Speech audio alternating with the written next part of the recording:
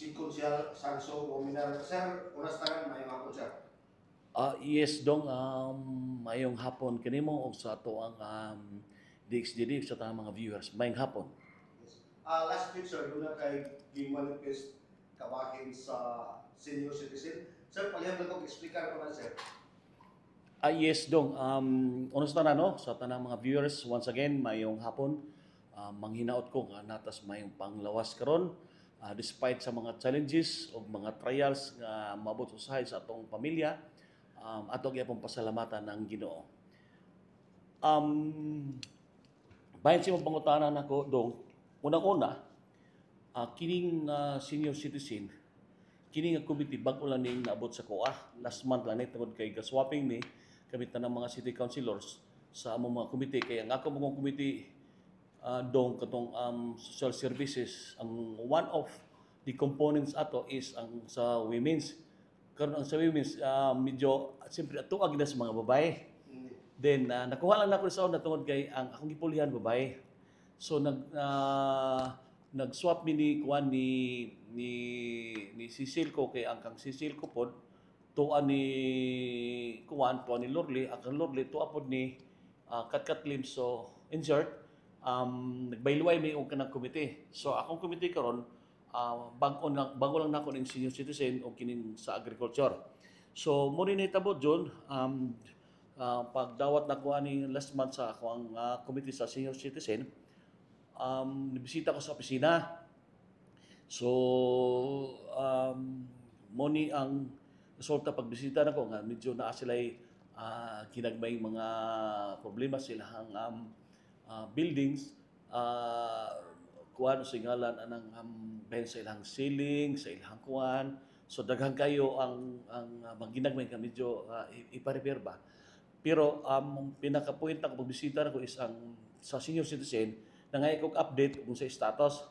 So as of June 4, 2025 dong doon natay ang record sa ato ang Oscadry office is ang tanang senior citizens is has a total of 12,787 senior citizens. So out of this 12,787, 8,281 or 64.8% are social pensioners. Under sa SOCP ni siya. Then while 4,506 or 35.2% are non-social pensioners. So kinsa man ning non-social pensioners dong, so they are GSIS, SSS, AFP, and PNP pensioners. So dili na sila entitled kay mga pensionado man sila. Then ako lang ning iklaro dong as of June 4, 2025, ang ato ang mga senior citizen nga nag-edad og 80 years old, sa atong Dagbayan, 116 ni sila. Dayon, ang ato ang 85 years old, so they are called octogenarians. Kining octogenarians dong bot pasabot 80 to 89 years old. Manibot pasabot. Sir, kaya sir, 116. 116 senior citizen ang katong kaning nag-edad og 80. Oh, 107 senior citizens are 85 years old nga gitawag og octogenarians. Octogenarians meaning nag-edad og 80 paingon sa 89 years old. Dayon dong ang ato ang 90 years old sa atong Dakbayan sa Osamis, 35 sila kabok mga senior. Dayon ang ato ang 95 years old sa atong Dakbayan, 5 sila kabuok. So kining 95 years old dong, so they are called nonagenarians. So meaning 90 to 99 years old ang kuan ani ang edad sa ato ang mga senior citizen. So sa ato ang 100 wala pa ta as of this time. So muni ang figure sa ato ang Dakbayan karon nga ang mga senior citizens. Then as chair of the Committee on Senior Citizens and PWDs, doon ako gi-recommend John, gi-recommend nato ang duha ka items. So kini duha ka items yun ang atong gi-recommend is una, to ensure that no senior is left undocumented or unsupported. So meaning wala gyud senior citizen na wala maka-appeal sa listing. Kay namang gyud nadunggan nato John nga senior na sila, wa pa sila malista. Tungod kay si barangay pod wala pa po'y bakante nga para sa slot nila. Although naay nagpila karon sa senior citizen sa atong matag barangay, dili pa sila maka-avail tungod kay limited magud tong budget dong. Ang buti pasabot ni mo dyan katong sa social pension. Yes, yes. Oo, okay niya. So muna itong gi-recommend 2 items. So muna amo gi-discuss atong miaging kuan John, miaging semana atong last session namo nga dapat ma-address sila. Kung di manggaling sila makadawat, at least naa sila sa pila para sa next budget. Kay loy punta ni ubang senior nga atong madunggan nga wa man mi ma-appeal konsyal tungod kay wala pa daw mamatay ug naay mamatay ay pa daw mapulig. Pero lagi granting amo ni gikuan nato sa ato ang kuan nato sa atong uska sa atong senior, pero ang among gisgutan yun nga katong wala ma-appeal sa listing, i-appeal na gyud ni barangay. Buta karon bago kang senior, namboy senior ato nga 65, 63, wala pa malista ni barangay tungod kay wa pa po'y bakante. Pero ang point namo to John pag discuss namo nga i-appeal lang sa listing ni barangay para at least ma-appeal sa pila. Okay, taas mo ng pila kaysa wala di ka sa pila, wa ka malista, wa pa kadawat, wa pa ka sa pila. So ang atong point nga ma-appeal gyud si senior sa listing sa OSCA para at least kung naay next budget kay ang gikuan mo gud sa kauluhan nato dong nga panikamutan gyud nila nga ang tanang mga senior makadawat gyud. Dapat gani gi-propose ang ato ang national anidong amot og kanus ani nila i-implement sa ato ang Senate nga ang tanang mga senior citizen non-pensioners ka or not pensioners ka makadawat gid tanan. Madato og mapobre basta makadawat ka tanan. Pero ang pangutanan ay ila pa man guning ikuan sa Senate kung ma-approve ni mas better para ang tanan na gyud. Makadawat na gyud maka non-pensioners ka or not or pensioner ka. Lagi kay ikuan mo dyan dunay nag-pension nga kanang sa SSS nga Di ka dawat. Di ka dawat sa senior. Kay okay, kuan maka sokpen pensioners maka. So mo na nga man nagi-fight karon sa atong kauluhan John nga manghinaot ta nga unta wala nagipiliyon unta nga makadawat kay di biya padlalim ning mga tambal, mga maintenance sa atong mga senior dong. So second dong ang atong gi-recommend dito ang ato ang mga senior citizens nga nag-edad og 80, 85, 90 og 95. Nga kini silang kuan kining mga senior citizen na nag-edad osmona ko nag-edad 80, 85, 90 og 95 makadawat man lang unta og kanang murag cash gift, birthday cash gift nila once a year. So ako maning total tanan John kuan man sila tanan 263 ni sila.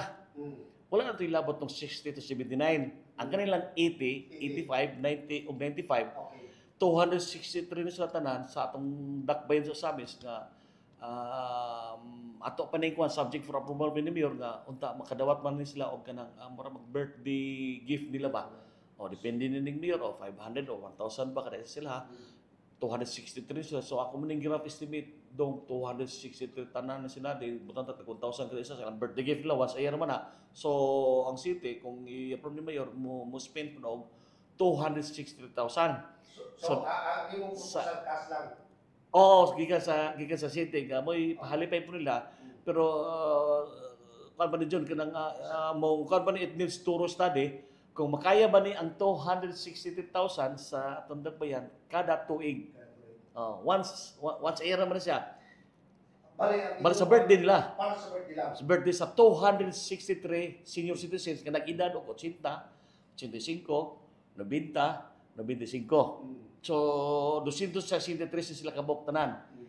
Dayon ibutan to 1,000 ihatag sa gobyerno. So 260,000 ang mahatag gikan sa gobyerno para sa ilaha once a year. So kini kung madala pa ni mo ni ikaduhang items nga atong gi-recommendong masin-basin ta ug makuan ni makaya rin sa budget. Pero di makaya, Makaya na ko siya, may kukuhaan ko na. so morning atong ikuan ni siguro mga next session na to ani og basig ma-plan sa plan sa ni gamay ako pag istorya ng legal counsel ni Mayor kung makaya pa rin sa itong budget. So these are two items dong atong gi-recommend para sa kuan ni para kay Mayor ni subject for approval ni Mayor.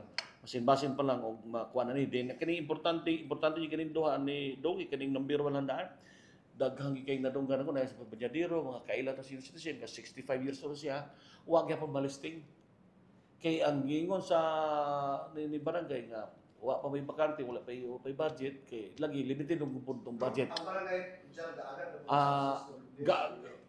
Pero mo lagi nang akong gikuan ni akong gikutay na ni EBC President na silang legal session nga kung mahimo ang tanang senior ilistan lang yon. Ilista rin submit sa OSCA office. Para at least ang tanang senior nakalinya na. Okay, so og na i-budget much better ka. Na sila kaysa wag gyud taon ma-appeal sa listing.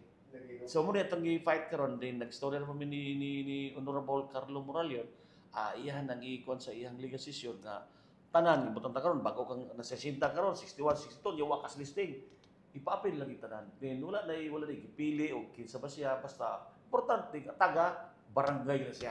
Butante sa atong barangay taga diha sa kinahanglan mong punguban nga dili taga anang barangay taga laing probinsya mahna diha para pamembro lang sa senior so dili po na maayo nga taga laing barangay taga daging nga barangay nga mo na kuno ni scout kapitan nga kung magpamembro ka at least taga ana ni ka ng barangay so mo ni do nga tondo ka items nga atong gi-recommend gi-present atong last session na to last week so hopefully mga next week siguro ni kay mapon maning kamot ko magkita mi ni Juan ni kaniyang legal counsel ni Mayor then basig kalugar po sa Mayor makikita po siya so kanila sa June as of today dog kung bahay ni sa to ang senior citizen kung sa status sa labi na sa number sa tong senior citizen sa atong dakbayan.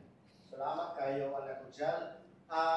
Since nga ikaw mapun ang sa Committee on Agriculture ko dyan, kumusta ang atong sa Committee on Agriculture? Well, dong, so far, okay man ang ato ang mga farmers, no? Sa ato ang dakbayan sa Samis or even province-wide, tungod kay mulagin ang programa sa atong Asensio team. First, ang tanom, abono, then napunta ka ng mga makinarya sa kamoy mo galing, then napuntay programa nga libre na po ang ilang pagbulat, hangtod pagsanggi, hangtod pagpalit. Pag cropping na mo palito na ni probinsya, dayon mo na ibaligya sa ato ang matag LGO. So sa imong gingon do nga ganina nga kanong tag 20 nga kilo sa bugas kung nagpadayon ba? Yes. Nagpadayon na siya. Hitabo na sa atong dakbayan atong miyaging bulan mo siguro to nga dito gihil sa Agora na tag 20 then limited naman guni siya dong tungod kay ang mag-agad bong scrapping na to sa atong palayan kung daghan ang masanggi maani well daghan pud ang maka benefits kay giangay mo guni siya dong dili lang sa Samis Claren so we have 17 LGUs sa Tibok province 3 cities of 14 municipalities. So kini tig 2020 giangay. So nahitabo na sa ato ang sa dakbayan atong miaging bulan ang pagmaligis tag 20. So karon na pod sa ubang sa ubang munisipyo. So gapadayon gyapon ni siya dong ang tag 20. Diyan. Nabay panahon na nahugdan tag bugas na yon nagkumpronta sa IDP. Ato ibliga. Well, so far wala pa na siya nga makuha significate ang ato daghang pamangutang palayan diri sa ato ang misok. So kung unsay abot na to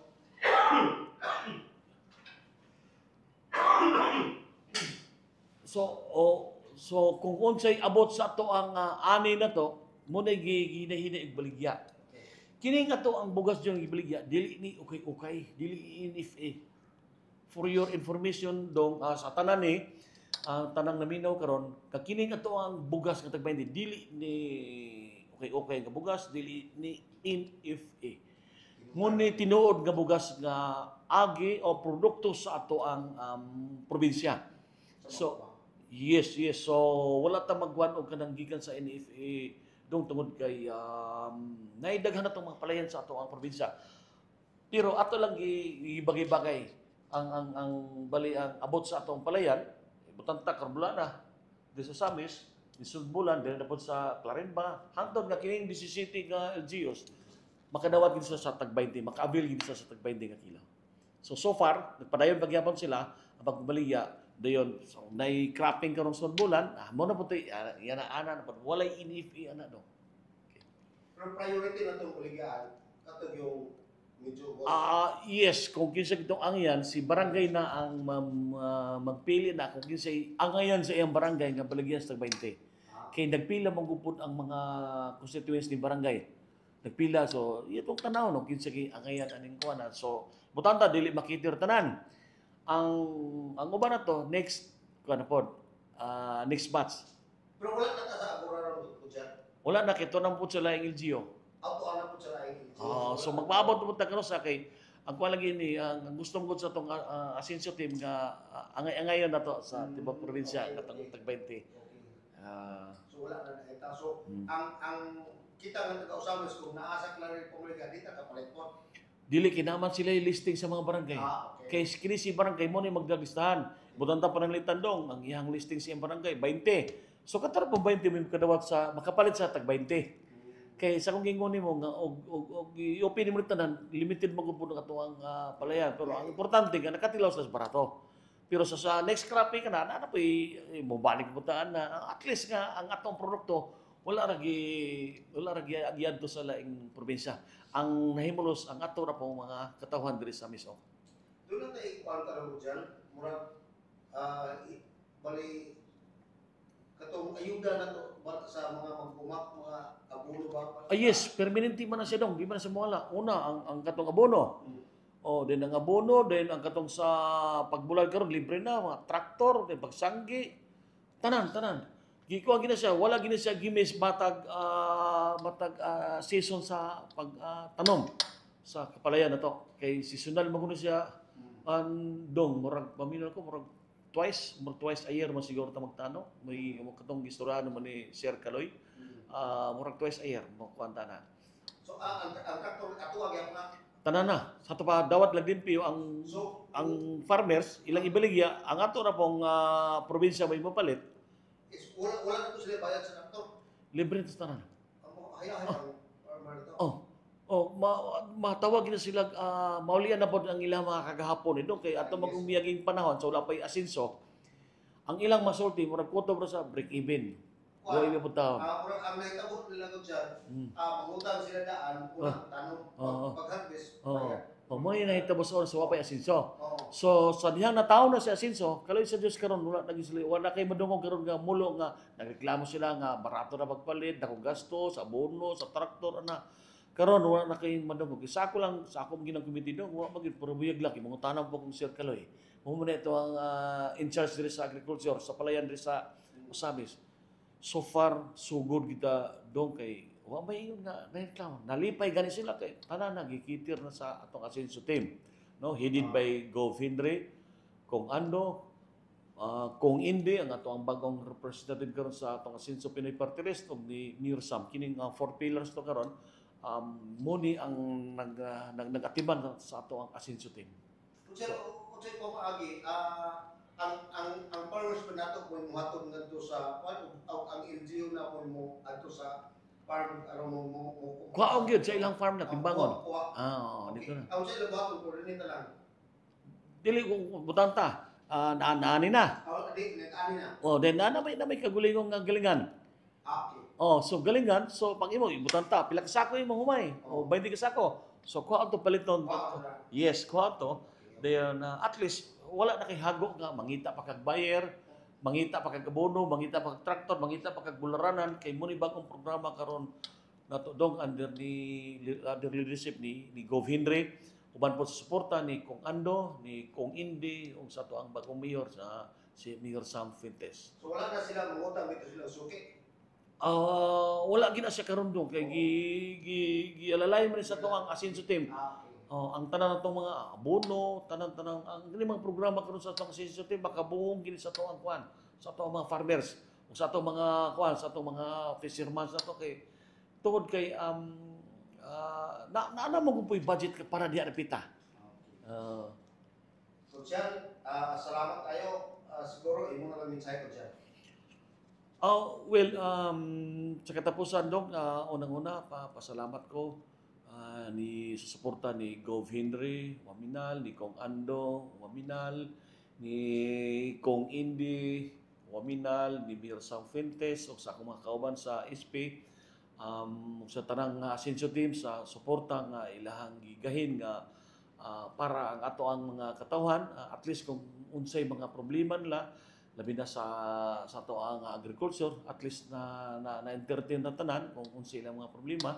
Salamat ko sa suporta og ingon man sab katong sa mga katawhan nga wala pa ka-avail sa tag 20, magpaabot lang ta kay by quarter magud ang sanggi nato kung hudlan ta karon sa next quarter kamo na boy priority kay by batch maguni siya dong kay digid pa kaya og ang tanan maka-avail sa tag 20 nga bugas dong tungod kay ang ato ang cropping nato dili pa sapat para sa tanan pero natay gibuhat nga sa atong Asenso team nga gibay batch ato. So karon nga batch managpalit sa next batch ang kato na pong uban nga wa kapalit. So at least mabagay-bagay na to. So sa mga katawhan na to kay sunon sa samis noon gamay paabot na lang kay mabalik na punto nato ang katong bugas nga tag 20 pesos ang kilo. So manghinaot ko nga sa inyong pagsabot o sa kanunay atong ipadayon itong pagsuporta, atong relasyon para sa ingon nga moasenso atong pamilya, moasenso atong barangay, moasenso atong dakbayan, moasenso ang ato ang probinsya. Daghang salamat, mabuhay ang dakbayan sa Usabes, ang Asenso team. May God bless us all. Daghang salamat si Konsyal Sanso Uminar Jr. atong chairman sa Committee on Agriculture and Senior Citizen. Konsyal, salamat kayo, Konsyal. Welcome kayo dong, welcome kayo. God bless.